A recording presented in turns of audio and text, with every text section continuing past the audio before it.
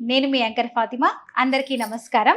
ఈరోజు మనతో పాటు ఉన్నారు ఛానల్లో దివ్య విశ్వశక్తి ప్రచారకులు శ్రీ శ్రీ స్వామి ఓం స్వరూప్ గురూజీ గారు మనతో పాటు ఉన్నారు. గురువు గారిని అడిగి మరిన్ని వివరాలు తెలుసుకుందాం. మనకున్నటువంటి సందేహాలన్నీ అడిగి తెలుసుకుందాం. నమస్తే గురువు గారు. దివ్య శక్తి స్వరూపులందరికీ కూడాను దివ్య ఆశీస్సులు, భగవత్ ఆశీస్సులు. అడుగుతున్నారు చాలా మంది భక్తులు, సంచారిణి విద్య అంటే ఏంటి, దాని గురించి ఒకసారి వివరించండి. సంచారిణి విద్య అనేటువంటిది మన చాలా పూర్వం నుండి కూడా ఉన్నది. అది ప్రకటితం అవ్వడానికి అనుకూలంగా అప్పటి వాతావరణం ఇప్పుడు కూడా అది దాని గురించి మరి తెలీదు.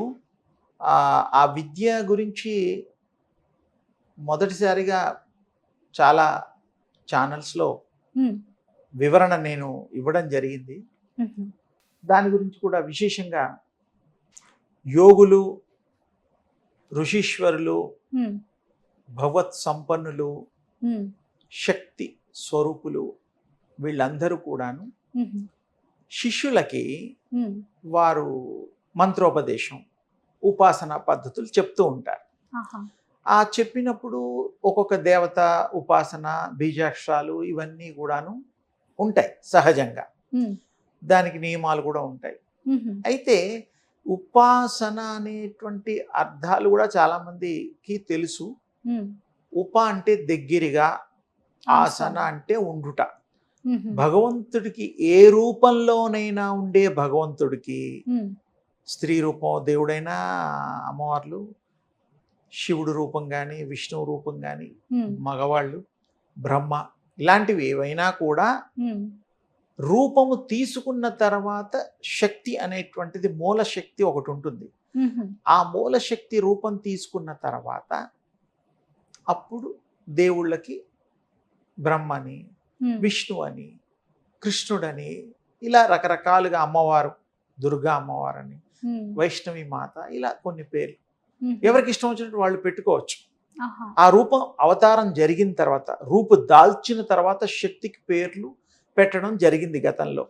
కొన్నేమో అవసరాల నిమిత్తం, ప్రజలని ఉద్దేశించి, ప్రజల బాగు కోసం కొన్ని యుగాల్లో అవతారాలు ఆ యొక్క దివ్య శక్తి తీసుకుంది. శక్తి అంటే స్త్రీ కాదు, పురుషుడు కూడా కాదు. శక్తి అంటే ఎనర్జీ. అది ఒక మామూలు పదాల్లో బలమైనటువంటి ఒక బలం.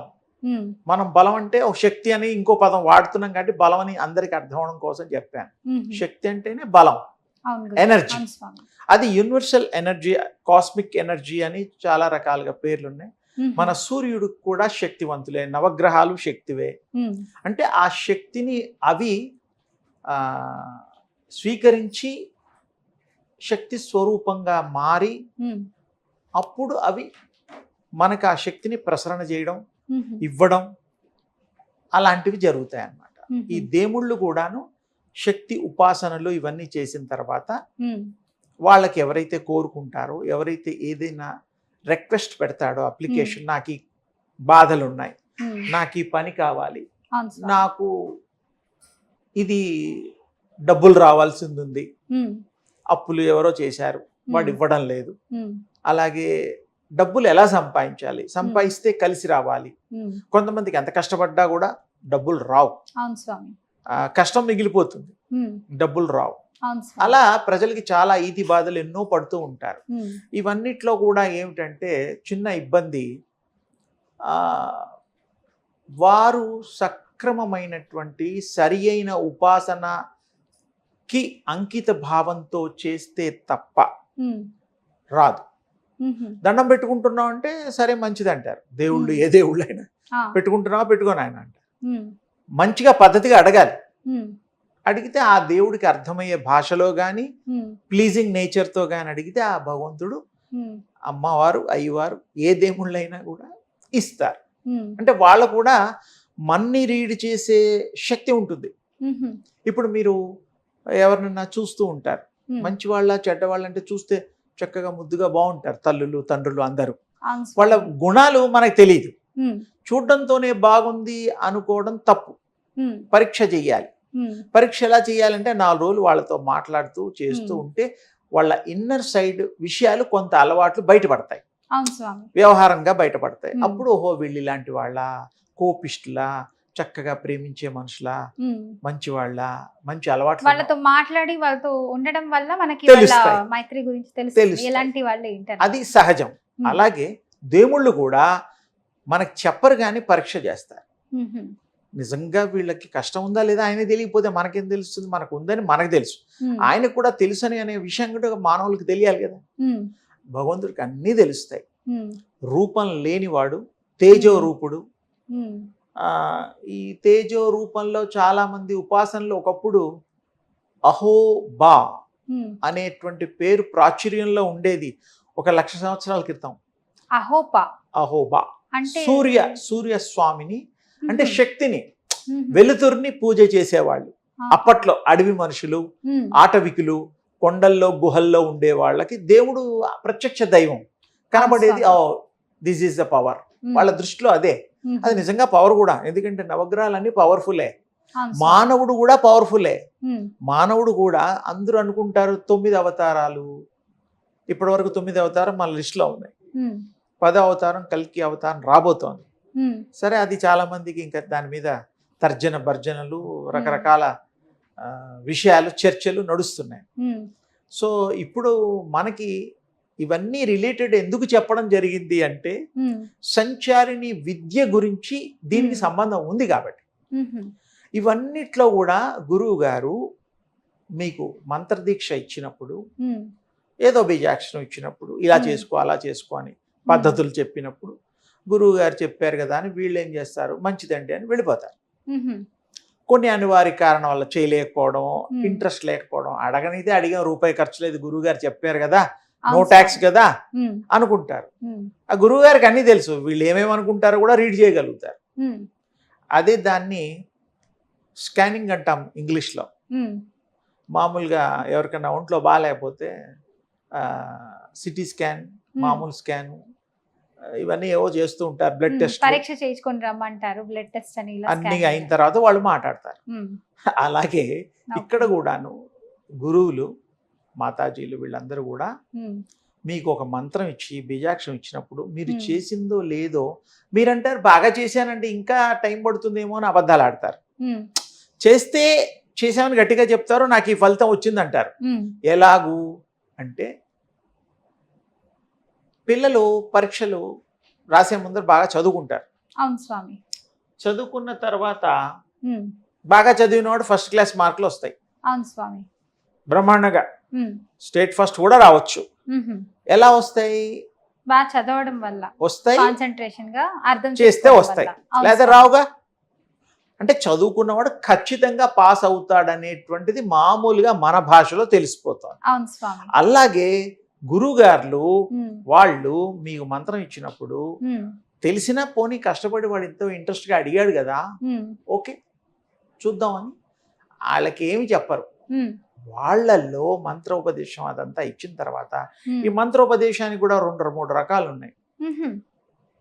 ఆ యొక్క కర్ణాలు శుద్ధి చేయడం, శరీరంలో ఉండేటువంటి వాటిని కొన్ని స్థానాలని శుద్ధి చేయడం, పారే నీళ్లలో వాళ్ళు నడుము లోతు వరకు, నాభి వరకు మునిగి నించున్న తర్వాత చెవులు శుద్ధి చేసి మంత్రదీక్ష ఇచ్చే ముందర వాడికి అర్హతను బట్టి, ఆ అర్హతకి ఏ దేవుడు మంత్రం బీజాక్షరం ఇస్తే వాడికి సూట్ అవుతుందో కూడా గురువు గారు నిర్ణయించగలుగుతారు.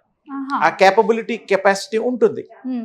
అప్పుడు వారు ఇచ్చి, అసలు ఇచ్చే పద్ధతి మంత్రదీక్ష, వాడిని పరీక్షించి శిష్యుడికి ఇవ్వచ్చా ఇవ్వకూడదా అవన్నీ అయిన తర్వాత అప్పుడు కర్ణాలు అంటే చెవులు, కర్ణము అంటారు.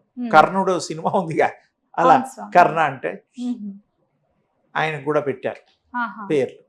అది ఒక విషయంలో పెట్టడం జరిగింది. సూర్యోపాసన అవన్నీ స్టోరీలు అందరికీ తెలుసు.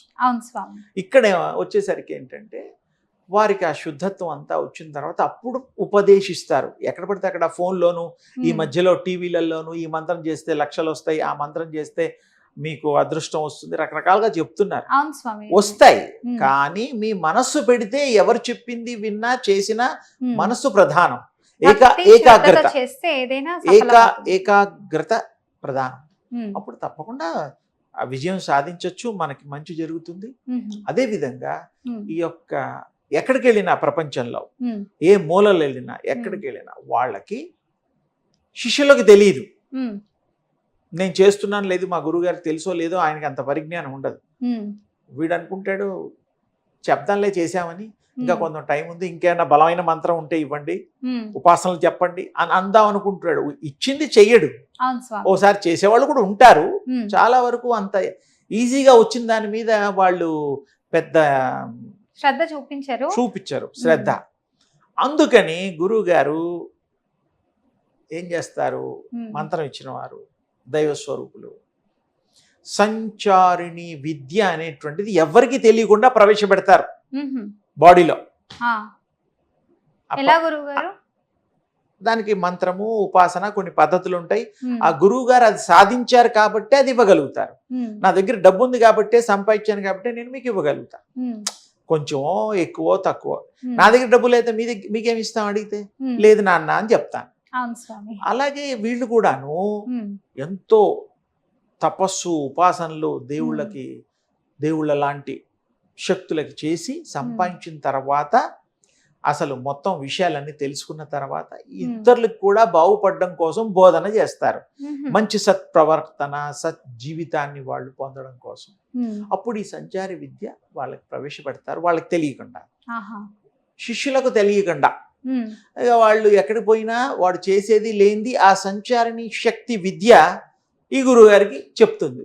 గురువు గారండి మీ శిష్యుడు చేయడం లేదు, మీరు ఇచ్చిన మంత్రం చేయడం లేదు అంటే వాచ్ చేస్తూ ఉంటుంది 24 గంటలు. మేము నిద్రపోయాడా, నడుస్తున్నాడా, తింటున్నాడా, ఎవరితో మాట్లాడుతున్నాడు, అన్ని అలాంటివన్నీ కూడా గురువు గారు ఏం చేసిన వాళ్ళ నిత్య జీవితంలో చెడు చేసినా మంచి చేసినా అన్ని గురువు గారికి తెలిసిపోతాయి అంటారా ఈ విద్య వల్ల. ఈ విద్య సంచారిణి అంటే అర్థం చెప్పాలి మరి. సంచరించుట, తిరుగుట, ప్రపంచాలు ఎన్ని లోకాలు ఉన్నాయి అన్ని లోకాల్లో కూడాను అది తిరగలుగుతుంది.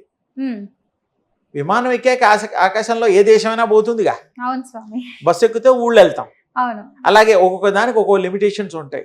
సంచారిణి విద్య ఆ దేవత ఆ శక్తి తల్లి ఏ లోకమైనా ఎక్కడైనా చూడగలుగుతుంది, చేయగలుగుతుంది, చెప్పగలుగుతుంది, చూపించగలుగుతుంది. ఎవరికి? గురువు గారికి. అందుకే అది సాధన చేయడం కష్టం. ఓసారి సాధన చేసిన తర్వాత అది తేలిక అవుతుంది. ఆ సంచారిణి విద్య గురించి చాలా మంది సాధనలు చేస్తూ ఉంటారు హిమాలయాల్లో. ఇక్కడ దైనందిక ఈ మనుషుల్లో వాళ్ళు ఉండరు, ఎందుకంటే వాళ్ళ ఆలోచన విధానం వేరు. మళ్ళీ ఈ పుట్టడాలు ఇవన్నీ వద్దు, హాయిగా ఆ భగవంతుల్లో లీనం అవ్వాలి, మోక్షం సంపాదించాలి అనేటువంటి సదుద్దేశంతో.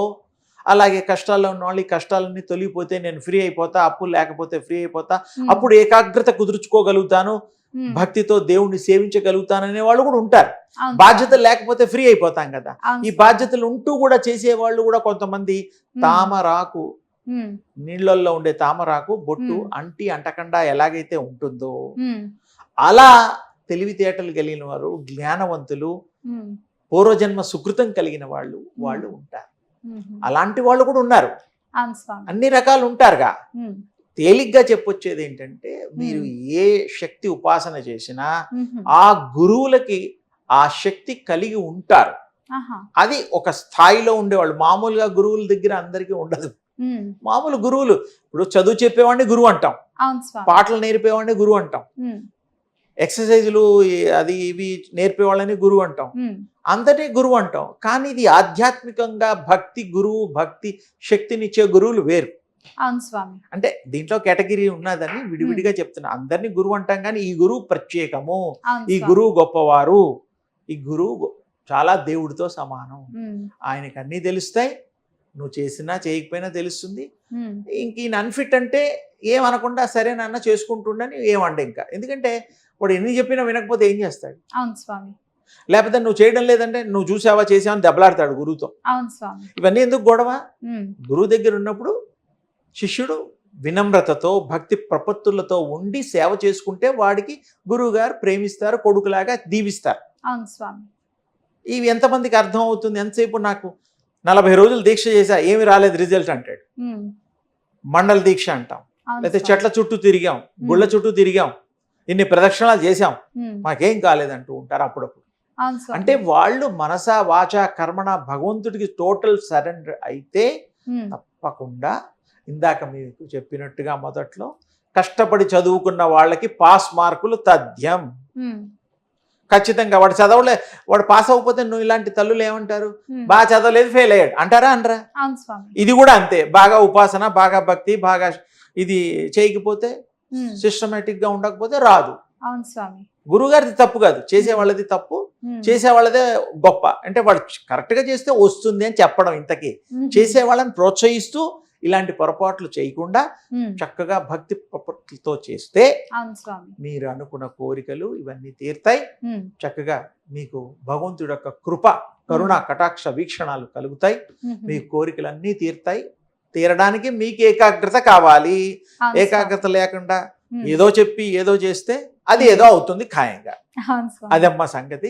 ఉమ్, శుభమస్తు చాలా చక్కగా చెప్పారు గురుగారు. ధన్యవాదాలు. అమ్మా.